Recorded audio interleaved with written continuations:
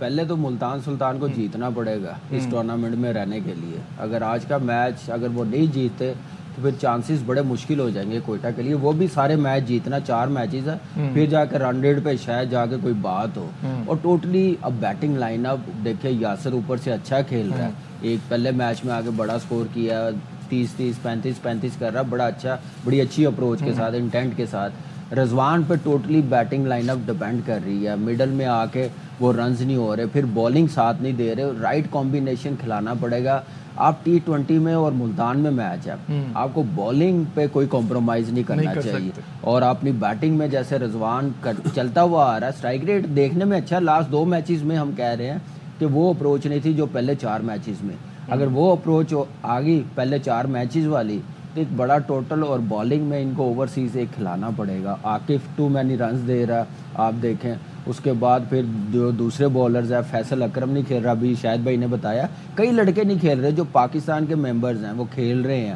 طیب طاہر نہیں کھیل رہا, باقی ٹیموں میں دیکھیں کہ 2 4 میچ کے بعد کھیل رہے ہیں. تو یہ رائٹ کمبینیشن کھلانا پڑے گا اور جیتنے کے لیے کھیلنا پڑے گا. اب یہ نہ سوچیں کہ ٹورنامنٹ سے باہر ہوگی. یہ ہماری زلمی میں بھی 2018-19 میں یہ ٹائم آیا تھا, ہم رن ریٹ کی وجہ سے آگے تھے اوپر. تو کچھ بھی ہو سکتا ہے, کرکٹ ہے, تو ابھی گیو اپ نہیں کرنا چاہیے, یہی سوچ کے. باسط بھائی, یہ آپ کے سامنے ملتان کا اگر اسکواڈ رکھا ہوا ہے تو اس کو دیکھ کے مجھے بتائیے کہ کیا ایسے چینجز کر سکتے ہیں, کس کو کھلائیں کس کو نہ کھلائیں کہ وہ ایک وننگ فلو میں آئے نا. اصل میں یہ ہار رہے ہیں.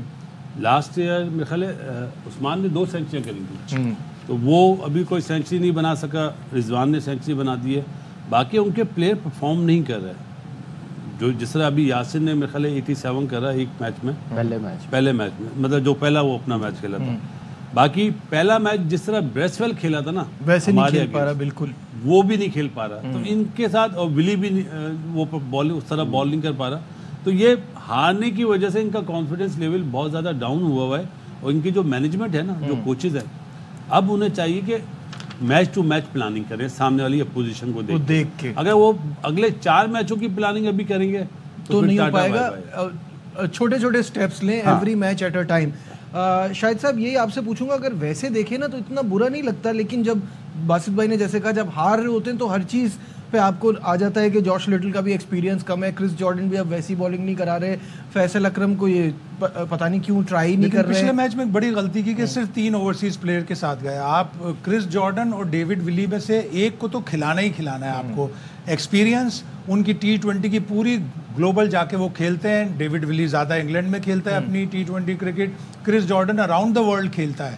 تو آپ کو ان دونوں میں سے کسی ایک کو تو ہر صورت میں کھلانا ہے. اور طیب طاہر ایک میچ کھیل کا جس میں اس کی بیٹنگ بھی نہیں آئی, کیسے باہر ہو سکتا ہے؟ تو پاکستان کا پلیئر ہے. اور ان کو سب سے بڑا اس میں جو پرابلم ہوا اس والے PSL میں کہ اسامہ میر وکٹ ٹیکنگ فارم میں نہیں ہے, پچھلے ٹورنامنٹ کا ہائیسٹ وکٹ ٹیکر. تو ابھی کیا اس کو اسامہ میر کے ساتھ کھلانا چاہیے, اس کو اور ایک اوورسیز میں سے, دونوں میں سے ڈیوڈ ولی اور کرس جارڈن میں سے کسی ایک کو کھلانا چاہیے. انہوں نے ایک ٹیکنیکل مسٹیک یہ کری ہے کہ جارڈن کو یہ بیٹنگ میں پروموٹ کر رہے ہیں. پہلے اس سے اس کا کام تو لے لیں, جو بالنگ کا.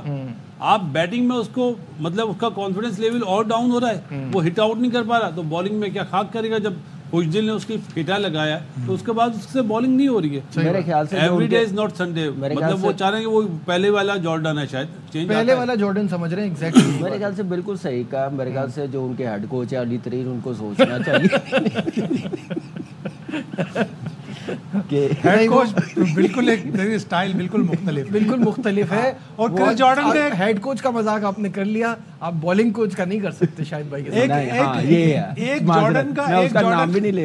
جارڈن کا ایک اور جو بڑا بینیفٹ ہوتا ہے نا, وہ لانگ آن یا لانگ آف پہ کھڑا ہوتا ہے, بہترین کیچر ہے وہ. پچھلے میچ میں آپ نے دیکھا ہوگا رضوان نے 2 اچھل کے ٹرائیاں کی.